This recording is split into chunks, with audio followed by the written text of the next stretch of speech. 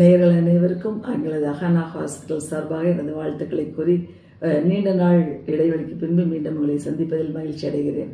என்ன நேயர்களே, இன்னைக்கு நம்ம பார்க்க போகிறது ஒரு சிறு முக்கியமான ஒரு தகவல். எப்படின்னா, இன்னைக்கு கணவன் மனைவி உறவுகளுக்கு இடையே உள்ள அந்த கம்யூனிகேஷன் சொல்கிறோம், அந்த பேசுகிற முறைகளில் ரொம்ப கவனமாக இருக்கணுங்க. இன்னைக்கு நிறைய பிரச்சனைகள் அதிகமாக உருவாகுவதற்கு அதுதான் அடிக்கோல் விடுகிறது அப்படின்னு சொல்கிறோம், அடித்தளம் விடுகிறது.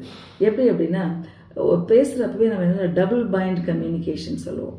ஏதாவது ஒன்று மைண்டில் வச்சுட்டு நம்ம பேசுறது, சில சமயம் குதர்க்கமாக பேசுறது, அவர்களை அவர்களுடைய தவறுகளை இடித்து கூறுவது, சுட்டி காட்டுறது, அவங்கள வேதனைப்படுத்துகிற மாதிரி ஒரு கம்யூனிகேஷன். அப்போ என்ன ஆகுதுன்னா, அந்த பேசுறதுலேயே அவங்களுக்குள்ள ஒரு வெறுப்பு, அவங்களுக்குள்ள அந்த இணைப்புகள் துண்டிக்கப்படுகிறது.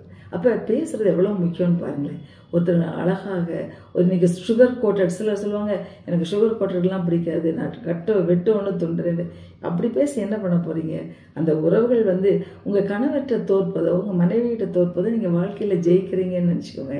ஏன்னா அந்த அன்பான ஒரு பேச்சு, உரையாடல், அவங்களுக்குள்ள பேசுகிற விதங்கள் எல்லாமே என்னென்னா, நீங்கள் ரெண்டு பேரும் தனியாக இருக்கும் பொழுது பேசும் பொழுதே உங்களுக்கு ஒரு என்ஜாய்மெண்ட் இருக்கணும். அப்போ தான் நீங்கள் சக்ஸஸாக இருக்கீங்கன்னு அர்த்தம். ஏன்னா நாங்கள் ரெண்டு பேரும் ஒன்றா பேசினாலே சண்டை தான் மேடம் வருது அப்படின்னு சொல்லுவாங்க.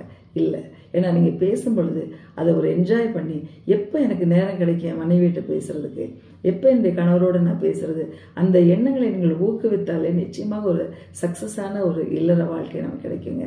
ஏன்னா பேசுறதுல தான் நிறைய பிரச்சனைகள் வருகிறது. நான் அன்பாக பேச வேண்டும், அதே மாதிரி அளவாகவும் பேசணும், அதே மாதிரி எதை எந்த இடத்துல எவரிடம் சரியாக பேசுகிறேனா அப்படிங்கிறத நீங்கள் பார்க்கணும்.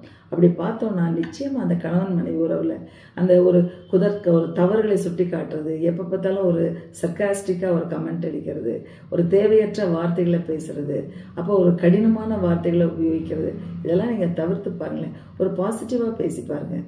அவங்களுக்கு உங்கள்கிட்ட பேசணுனாலே விரும்ப வரக்கூடிய அளவுக்கு நீங்கள் பேசுனீங்கன்னா நிச்சயமாக ஒரு நல்ல இல்லற வாழ்க்கை உங்களுடைய பேசுகிற முறைகளிலிருந்தே ஆரம்பிக்கும். என்ன நேயர்களே, அழகாக பேசுவோமா?